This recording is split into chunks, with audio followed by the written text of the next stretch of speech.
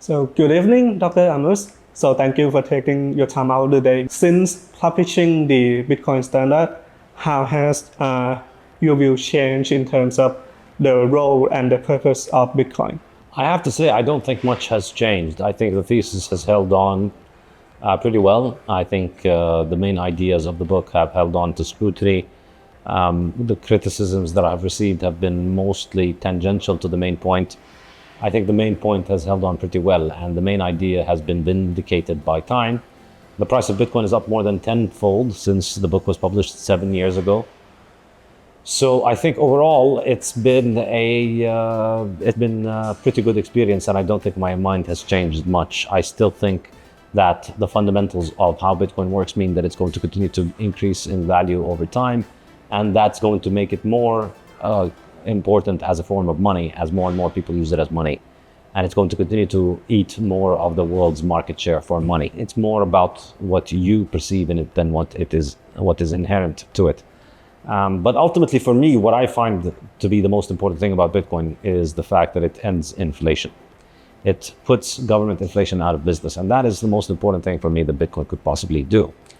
And for that, I think the more that these large institutions buy Bitcoin, the more they reinforce the case for it as a good money and as a superior alternative to government money. And that's what ultimately matters.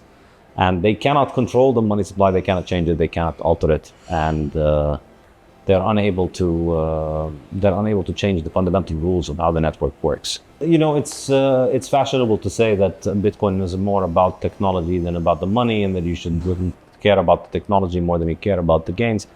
But realistically, no, this is money. Money's purpose is for people to improve their economic well-being. And so if it's not doing that job properly, then it would be bad money. And the better it is at doing that job, then the better it is at money. So I don't find this kind of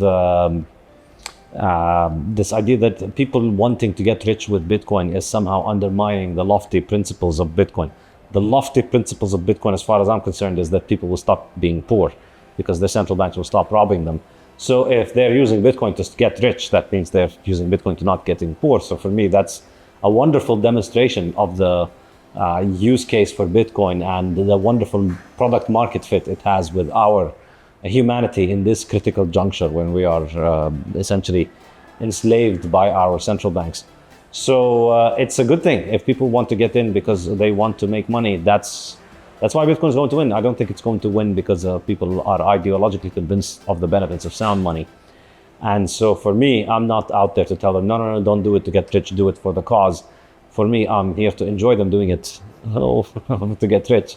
And then when they'd like to understand more about it, then they can dig into my books and understand about the significance of this and how different the world would be if their money was not designed to rob them. I'll say you're probably going to work for tens of thousands of hours in your life to collect money. You need to really, if you're going to do that, then you really should spend at least 10 hours, preferably 100 hours, trying to understand the money, because that can be as important as maybe half of your work ever. If you figure out how to put it in money how to hold money that can keep its value. So earning the money is one half of the puzzle solved, but keeping the value in the money is the second and tougher part of the money puzzle for many people, some at least. So you're going to spend most of your life wondering about how to make money. You need to pay some attention to the question of how to keep the money that you've already made, because you can save yourself a lot of hard work by finding the best money. And the short answer you'll arrive at is that you want the money that increases in supply the least, because it's the one that's getting devalued the least, and that is Bitcoin. And so if you use Bitcoin, you win, basically.